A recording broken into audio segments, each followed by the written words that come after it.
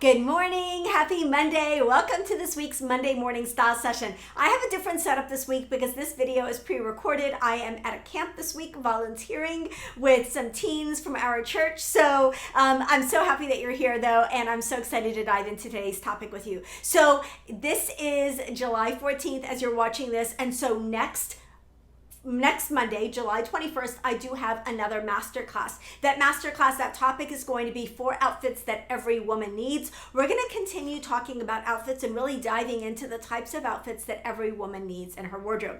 Okay, today I'm super excited to talk about today's topic because I feel like so many of you are just so hard on yourselves. And this is the thing about style. If you're making an effort, if you're paying attention at all, if you're working at it, chances are you're doing a lot better than you think you are. And I see so many women who are like uber critical or so hung up on rules, and I know I share a lot of rules, but they're so hung up on rules that they don't give themselves freedom and flexibility, and they also never give themselves the grace to recognize when they're doing it well and how far they've come and how good they really look. Those of us who are working at it, who are paying attention, who are trying, are going to be light years ahead of 90% of the population that's just really kind of, in many cases, over 50, have just given up, are just not paying attention. Their head is not there. They're not thinking about it. They're not trying. And that's not a judgment on them, but if you're not working at something, you're not going to see those results. If you're working at it, you probably are seeing results that you're not even aware that you're seeing. So I'm going to break down 10 signs today that you might be more stylish than you think you are. You are definitely, if you've been following me for a minute and you've put any of my tips into practice, you are definitely more stylish than you're giving yourself credit for. So let me get into them. The first is that you know what you don't like. Now, you have to be intentional to know what you don't like. A lot of people just wear what's expected of them, or they wear what is available, or they wear what is comfortable, or they wear what is trendy, and they don't really stop to veto anything or to even ask themselves, how do I really feel about this item? Like if it works, it fits, it's reasonably comfortable, it suits my lifestyle. Like that might be all the criteria that they have. They don't ask themselves, do I love this item? Or do I hate this item?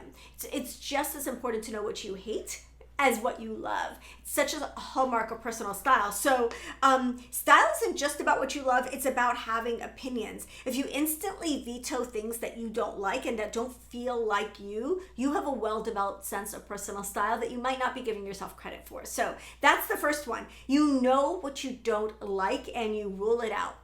Second is that you repeat outfits. So we need to get over the stigma, and I feel like it is slowly diminishing, the stigma of repeating outfits, because repeating outfits means that you were successful. Repeating outfits equals you nailed it and you want to keep doing it again and again. It's a good thing. What's a bad thing is that if we buy a bunch of things that we only wear once and we feel ho-hum in them and we are never tempted or never want to reach for those pieces again, that's the actual fail. The success is, oh my goodness, I love this piece so much. How many times can I get away with wearing it? Like, who's going to see me on Wednesday that didn't see me on Saturday? Can I get away with wearing it again this week? Like, I love this. I want to repeat it over and over and over. That's a sign that you have achieved a successful look or found a successful item in your wardrobe. Rewearing favorites means that you've nailed what works for you. A truly stylish woman does not need a new outfit every day. You need the right outfit on repeat. And we see this in European style all the time. This is something I've talked about in my European style videos. If you're wearing some of the same favorite outfits on repeat, you're not in a rut. You are successful. The only time that crosses over into being in a rut is if you are not loving what you're wearing, or you've been doing it for so long that you're bored and you're ready for a change. Otherwise, that's a thumbs up. Keep doing what you're doing. Okay, next, you get compliments on specific pieces. So if friends compliment like your shoes, your earrings, your jacket, it means you're picking standouts. People notice when you're intentional. People will rarely comment, oh, that's a great basic pair of black pants. Or, oh, that white t-shirt is so darling on you. Like, people don't usually comment on the basics, they comment on the standout items. And standout items are items that we picked that are often an expression of our personal style, but also items that we pick when we're being intentional, when we're really paying attention to what works for us and what doesn't work for us, and choosing pieces that we love. So that's something that people notice. And if you get comments on, oh, I love your earrings, I love your hat, I love your lipstick, I love your shoes, I love whatever, that means that you're picking these pieces that are good for you and stylish for you, and other people are responding to that. So if you're getting compliments on specific pieces and not just like, oh, you look nice today, that's a sign that you're doing way better in your style than you think you are. Next, you edit your closet even a little. So I have done closet edits for clients that have not edited their closets in decades. I did one of my earliest closet edits was a client who had not gone through her wardrobe since the 60s. So she had archives upon archives upon archives. There were tons. She actually had multiple closets in her house that were filled with clothes. If you're editing your closet a little, if you're editing as you go, if you're recognizing that picking up something and trying it on 4 times and every single time you take it right back off again, if you're recognizing that that's probably a piece that needs to go, if you're occasionally culling some of the dated, the worn out, or the unflattering pieces from your wardrobe, then you are a lot farther along than you think. So many women just don't take the time to edit their wardrobes, and their wardrobes become a mishmash of different styles, of different eras, of different lifestyles, of different sizes, and are just really completely become a cluttered mess and don't serve them well. And really we all know that when our closets are overcrowded and a lot of the stuff is stuff that we don't want, we don't wear, that's stressful and definitely doesn't encourage us to get dressed and look like our best every day. So if you're editing your closet, if you ever purge clothes because they don't feel like you anymore, that's awareness.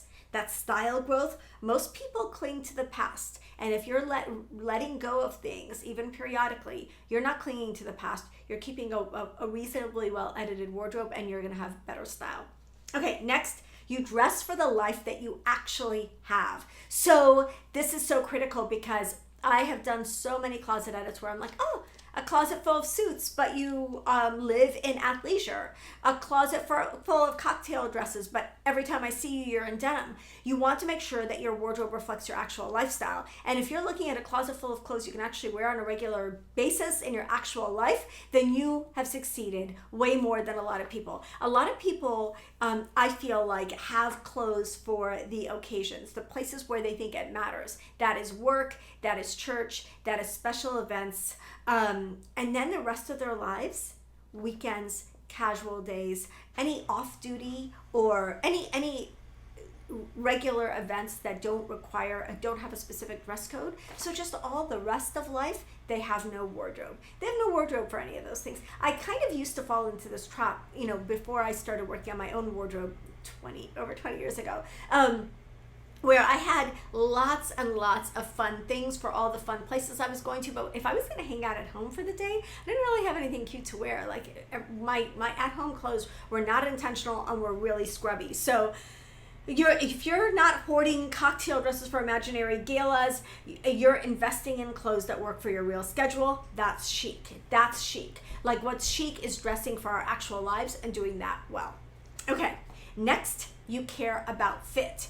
You know when something's just a little off and you do something about it. When you cuff the sleeves, tailor the waist, or walk away from something that isn't working for you, that attention to fit is everything, and is going to really up-level your style more than almost any single other act can do. So really paying attention to fit is a huge tweak and a huge hack to getting your everything that you already own to look better. If there is something that you just find yourself not reaching for, like you were drawn to it for whatever reason, and you find yourself not reaching for it, consider the fit. And often it's just tweaking the fit that's going to make a difference between a go-to item and something that you're just like, never ever going to reach for. So if you are already caring about fit, you're paying attention about fit, you're doing things to get your clothes to fit better, and you're walking away from clothes that don't fit in the store, you are way ahead of the game. I have seen so many examples recently of people wearing clothes that don't fit in my town. I was standing behind a woman at Walgreens yesterday, and she was wearing middle-aged, possibly maybe a little bit older than I am, wearing very tight, very brightly colored bike shorts that were really, really unflattering and 100% did not fit her. And they were just very, very tight, like straining kind of tight. Fit is so important. And in the same sense that we don't want something super tight, but we also don't want something voluminous, and I see that way more. I see women wearing oversized, shapeless, and baggy clothes. So if you're caring about fit, you're ahead of the pack.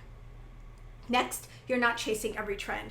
You may like trends, but you don't feel pressure to wear them all. That ability to filter what's right for you is a major style skill. So I love trends. I love trends because I love new, because I'm easily bored. And so bringing some trends into your style and into your life is fun and is a way of refreshing our wardrobes with ease. But there is never a mandate for us to wear trends, especially not to wear specific trends. If there's something that you don't like me and long baggy shorts this season, I not a chance that I'm going to be wearing long baggy. The really long oversized slouchy shorts that like all the 20 somethings are wearing, no, those are not for me. They're just not cute on me. I just don't love them. I will never love them.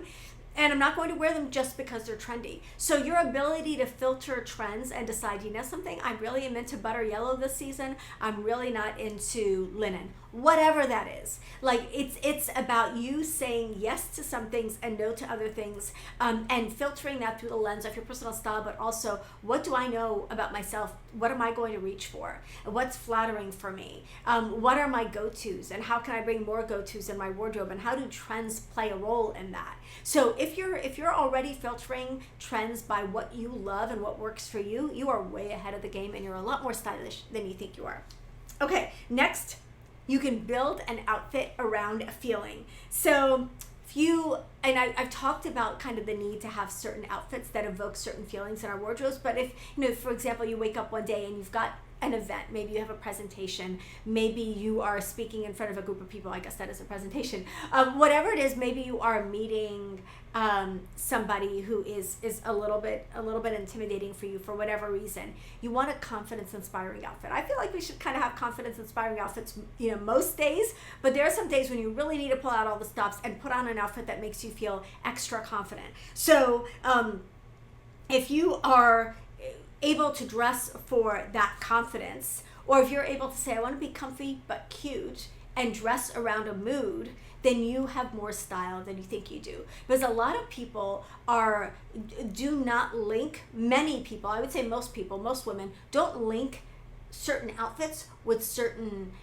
emotional outcomes. And if you're already linking, certain outfits to confidence, certain outfits to feeling polished, certain outfits to feeling feminine and pretty and romantic, or certain outfits to feeling comfy but cute, then you're ahead of the game, because you can say, okay, I call those power outfits. An outfit that just makes you feel confident.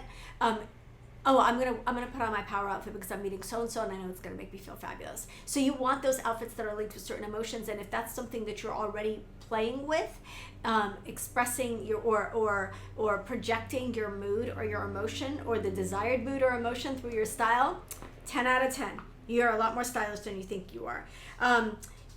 That's instinctive styling and really recognizing the way that our clothes make us feel, which is so key.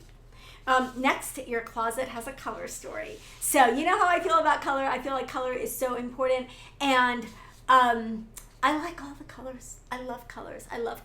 And I love all the styles. This is one of the reasons I'm a stylist, because I can live vicariously through my clients. Oh, she's got boho style, and she's got edgy style, and she's soft, and she's light, and she's cool. But you want to have a color story for your wardrobe. Even if it wasn't planned, if your wardrobe naturally leans towards certain colors, that's your eye at work, and cohesion equals confidence. A cohesive wardrobe is a confidence-inspiring wardrobe. So you really want to be thinking about, what are the colors that I reach for again and again? I just had the privilege of doing a color analysis for 3 beautiful young ladies at my church. One of them runs the kids program at our church, and the other 2, one is in the young, actually 2 of them are now in the college age, or college and careers age group. And one deep, one fresh, one warm. And it was so fun to do that with them. But I was talking to the woman who was warm because she isn't naturally embracing all of her colors. But then we started talking about what are the colors you're actually wearing. She wears a lot of her warm colors naturally without really having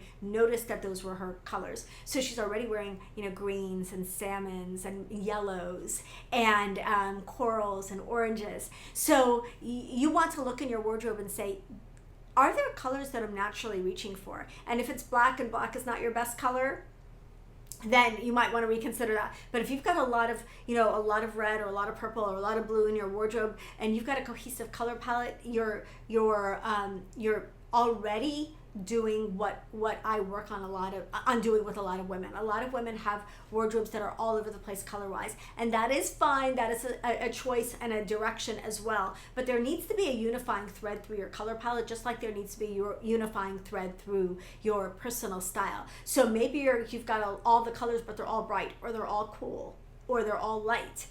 That's a choice, and you're still being intentional in that way. But cohesion equals confidence when it comes to your color palette and your wardrobe. It also equals versatility, which is going to get us so many more options for all the different places we want to go.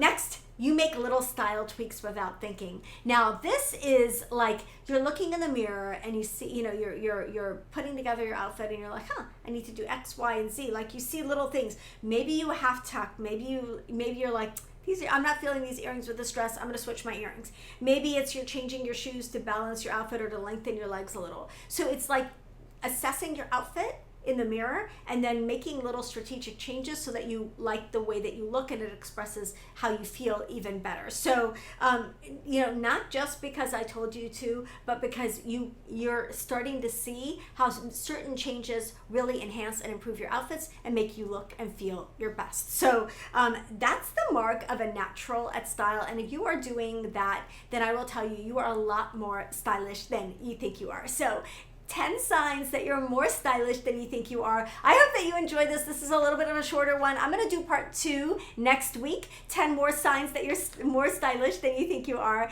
And I hope that you enjoy that as well. Thank you guys so much for joining me, and I will see you in the next one. Don't forget to join me on YouTube tomorrow morning. We have fun stuff coming up all week. Just because I'm gone this week doesn't mean I'm not still showing you all the videos and showing up. Love you guys.